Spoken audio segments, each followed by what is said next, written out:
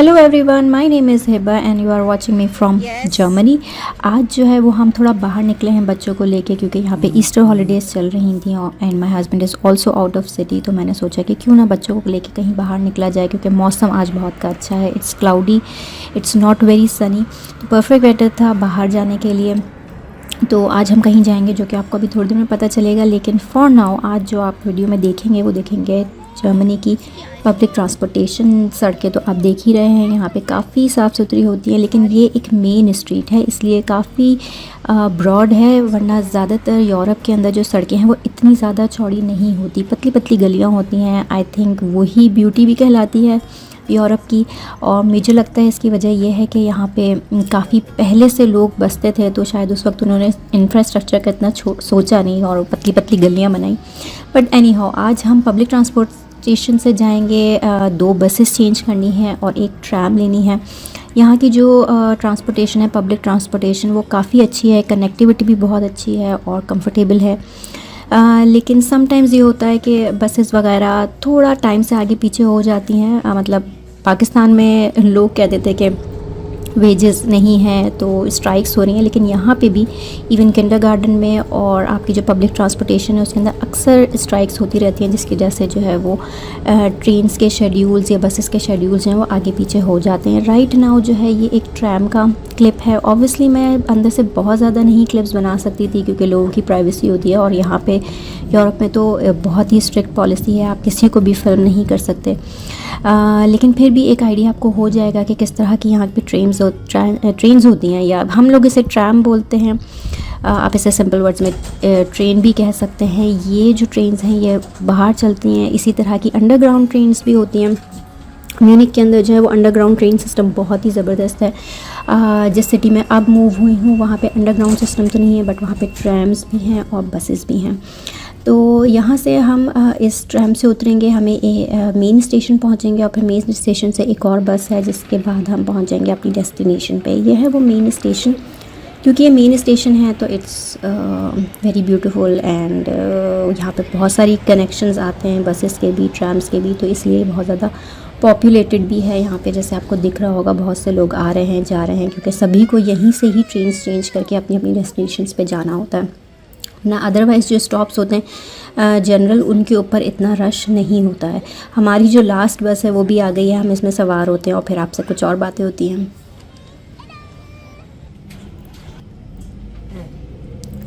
अच्छा जी, हमारी जो लास्ट बस है हमने वो भी कैचअप कर ली है और हम उसमें अभी बैठे हुए हैं, बच्चे ही बैठे हुए हैं। शुक्र है हमें जगह भी मिल गई, वरना समटाइम्स ऐसा होता है यहाँ पे कि आपको जगह नहीं मिलती है। जब आप रीजनल ट्रेन्स पे हॉलीडे सीज़न के अंदर सफ़र करें तो समटाइम्स ऐसा होता है कि आपको जगह नहीं मिलती, लेकिन अगर आप अपनी सीट्स रिज़र्व कर लें तो ऑब्वियसली फिर तो आपके पास सीटिंग है ही।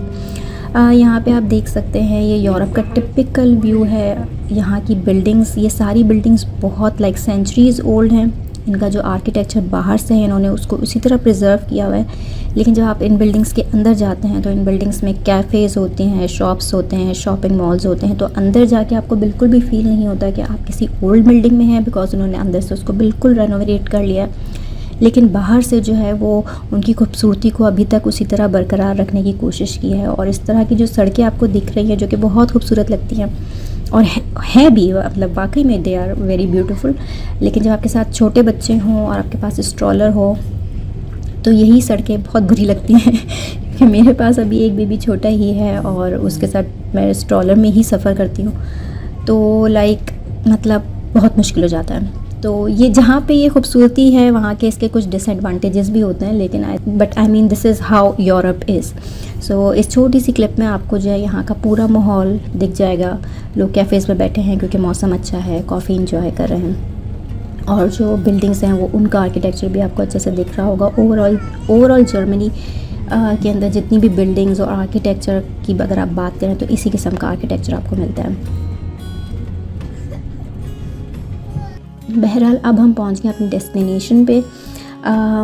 हम आए हैं आज बोटेनिकल गार्डन। इस बोटेनिकल गार्डन के अंदर एक प्लेग्राउंड भी है। बच्चों की मेन अट्रैक्शन ये है कि वो जाएंगे और प्लेग्राउंड में खेलेंगे, लेकिन मेरी अट्रैक्शन जो है वो ऑब्वियसली फूल पौधे हैं। मुझे पर्सनली फूल पौधे बेहद पसंद हैं और जर्मनी के अंदर क्योंकि लाइक 7 to 8 मंथ सर्दी ही होती है, उसके बाद भी सर्दी होती है। गर्मी के महीने टोटल मिला के मेरे ख्याल से 2 मंथ्स ही आप कह सकते हैं जिसमें वाकई में गर्मी होती है, अदरवाइज़ कम ठंडा, ज़्यादा ठंडा, बहुत ज़्यादा ठंडा।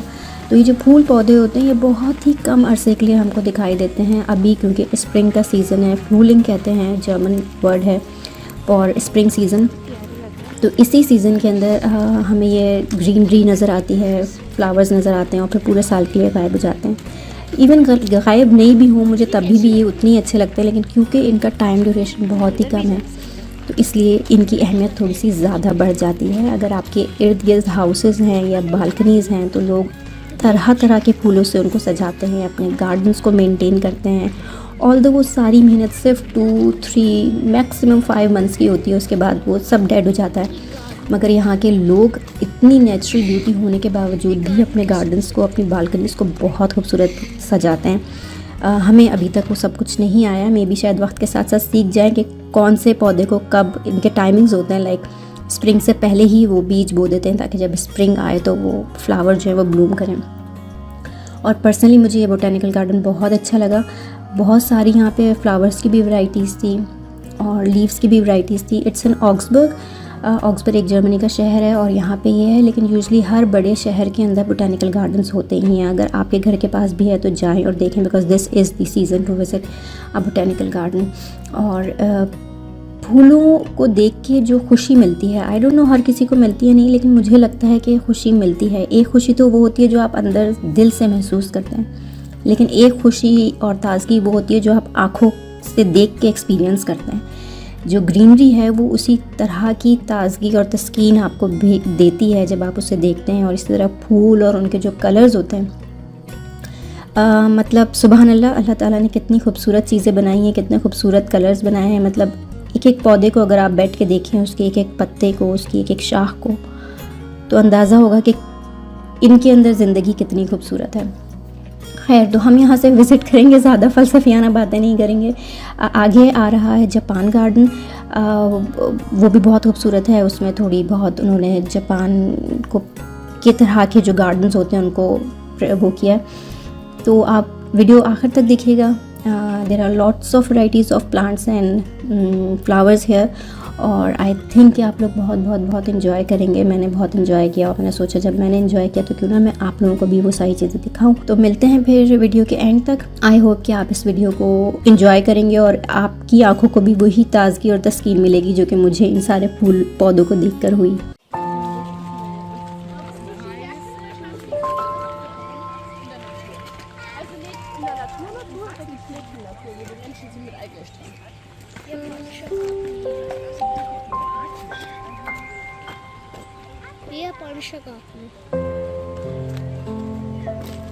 So beautiful.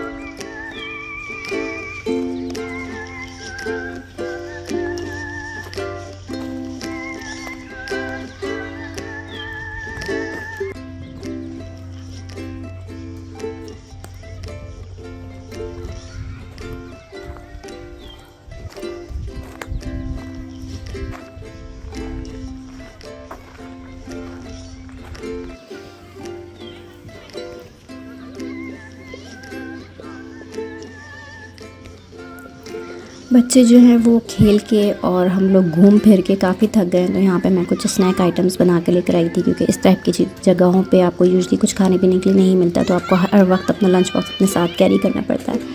बच्चों का ये प्ले ग्राउंड था, उन्होंने यहाँ पे बहुत इन्जॉय किया। मौसम क्योंकि अच्छा था, ज़्यादा सनी नहीं था, तो मैंने भी बहुत इन्जॉय किया, हम सब ने कलेक्टिवली इन्जॉय किया। अब टाइम हो गया है घर जाने का, मैं यहाँ से रैप अप करूँगी, बच्चे बस ये थोड़ा बहुत खा पी लें, फिर हम रैप अप करेंगे और जाएंगे। तकरीबन हमने यहाँ पे 4 to 5 आवर्स जो है लगाए, लेकिन वर्थ इट था। टिकट था इस जगह का, लेकिन काफ़ी नॉमिनल था, अफोर्डेबल था, तो हमारा दिन बहुत अच्छा गुजरा। उम्मीद है कि आपका दिन भी बहुत अच्छा गुजरा होगा। नहीं भी गुजरा तो कोई बात नहीं, कल आने वाला दिन आपका अच्छा गुजरेगा।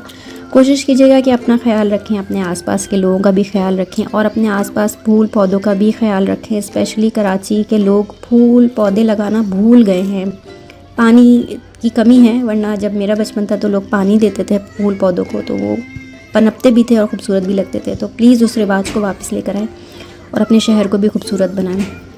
टेक केयर, अल्लाह हाफिज़।